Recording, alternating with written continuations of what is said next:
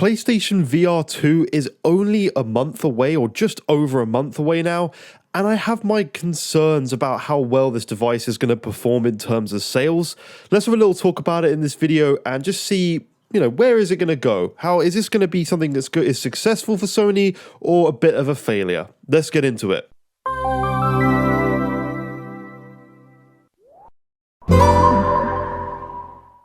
What is up, guys? Welcome back to yet another brand new Major Ben Gaming video on the channel. If you enjoyed this video, please do consider liking it, and if you really enjoy it, please do subscribe to the channel and join the community. And if you don't like it, please let me know what I can do to improve my content, as I am always looking to improve and make better videos as always. So February 22nd, 2023, this year now, it's weird to say 2023 already, it's strange. But nevertheless, it is launching February 22nd, and this is going to be actually 6.5 years after the first PlayStation VR, which is a very, very long time.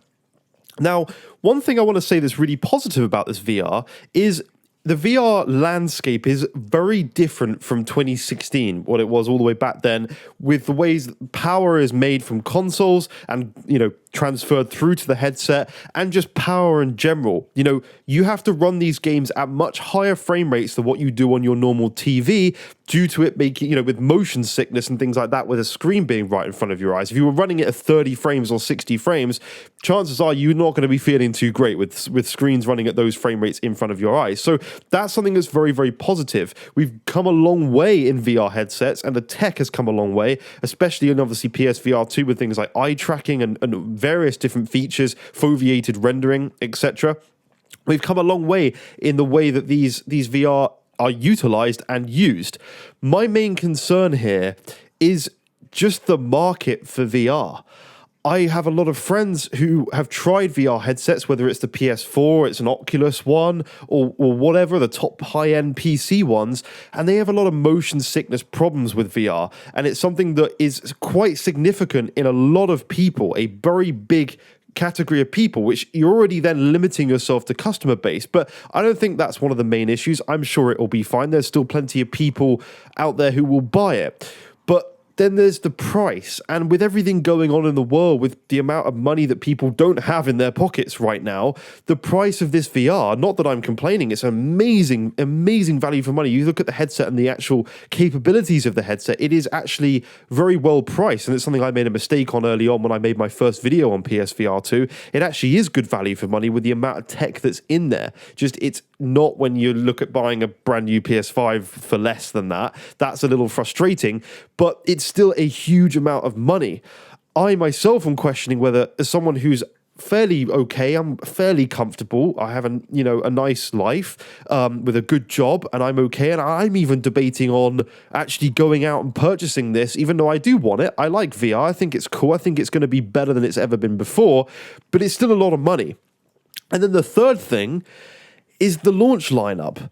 There's really not a lot of games there that have me interested. Horizon Call of the Mountain is one that's cool. I think that looks great. I think that's going to be the best game on the system at launch by a long way. And that's actual, a proper story game for kind of the first one for PlayStation VR, because the previous PlayStation VR games, most of them were kind of mini games and silly little games that you would just mess around with for a little while, and then you'd put it away and you wouldn't play it again. But I think this Horizon game is definitely the main system seller here, because it is actually going to be a main storyline game, something like Half-Life Alyx, which you had on the PC side. That's actually, you get a story out of something. It's not just a gimmicky feature set. It's actually a story, and I think that's going to be cool. But other than that, there's really not a lot of games in my head. Bless me. I leave those in sometimes just because it's funny. There's not a lot of games for the VR headset at this time, and I think that's something that's just going to impact the sales here. I think, even things like Star Wars is it's not like a Star Wars story game. It's kind of a gimmicky Star Wars game, and it's not like I'm going excited like I'm about to play Jedi Fallen Survivor, which is a game that I am excited for. It's a very different styled game. Obviously, stuff like Gran Turismo is a nice add-on to have. They've recently announced that GT7 is going to have this free VR update mode where you can obviously look around the car on the track or whatever you're doing with your headset on.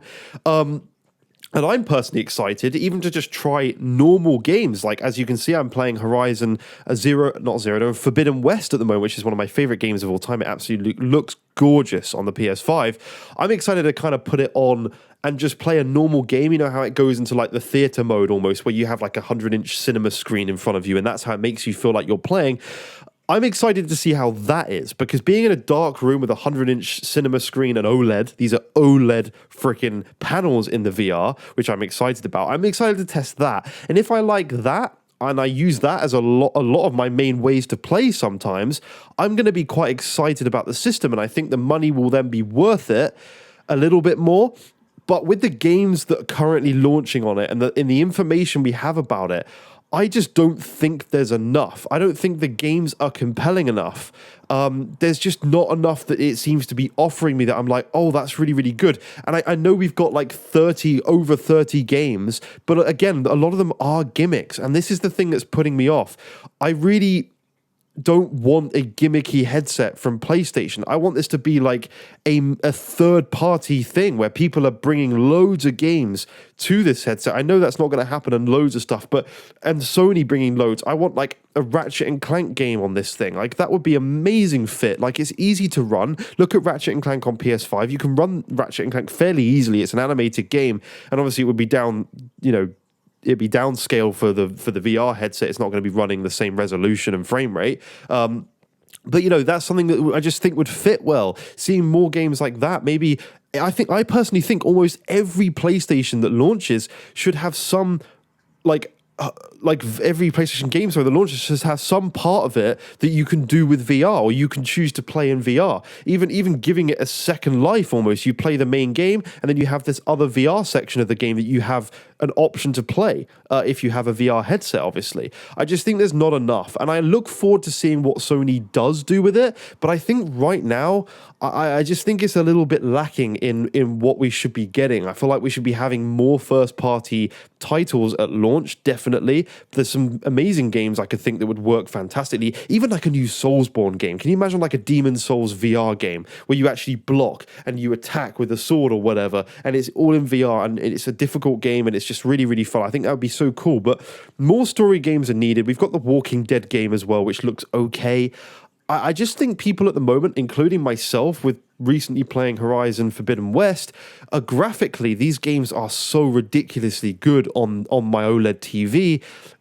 The downgrade to VR with the high frame rate right in front of you, at least in the trailers, I need to see the headset on my face before I make too many judgments. But I think it's just graphically quite a significant downgrade from what the PS5 does through the TV. Naturally so, you've got two separate eye bits to render, you've got the higher frame rates at the same time. It just doesn't look the best in my opinion, and that's fine. I don't think that's the biggest issue, but yeah, as I say, it's mainly the games that are concerning me, but I don't think it's going to fail. I'm concerned at the amount of sales from Sony. I don't care about the Sony sales, but I don't think it's going to be a huge selling thing. I think I'd be surprised if it even sells the same as what the PSVR1 did in the first year. I think it's going to be tough to match that at the price point of this thing, because you're talking some serious hardcore money here, more than a PS5 system. If you've got a PS5, one of your choices is to actually go out and buy a Series X for £450 here in the UK, or whatever it is in dollars, and get all Microsoft's fantastic games this year, which is a ton, by the way. And or your option is to go out and buy PSVR2, get a few VR games that have very gimmicky features and that aren't, full-blown story games like what you're going to get with Starfield and every game that's coming to Xbox this year. Like, that is a genuine decision. As a gamer, like as someone who plays games a lot and is like, oh, I've got £450 to spend, which way do I take my money? Do I go and get another system with loads of games on it, or do I get a VR headset with not that many games on it, and they're not very long either because it's a VR headset? It's going to be a tough decision for some people, but I don't know. That's my opinion. I don't think it's going to be a failure. I really don't. I don't think failure would be a word that should be associated with many things that Sony does. I think they do extremely good work with PlayStation, but I do think it's not going to be a huge seller, and I don't think it will I think it will surpass overall in sales eventually by the end of its life cycle than PSVR 1, but I think it's going to be slow. I think people are really financially struggling. I see it all the time with with family members and friends. Like, it's a very tough time. A lot in the UK here, if I have to speak on the UK because that's where I'm from, it's an extremely tough time. People in the UK are deciding right now between their heating bills and actually eating at all. Like, a lot of people are struggling drastically here in the UK. And spending £500 or whatever on a headset is just not an option for a lot of people right now.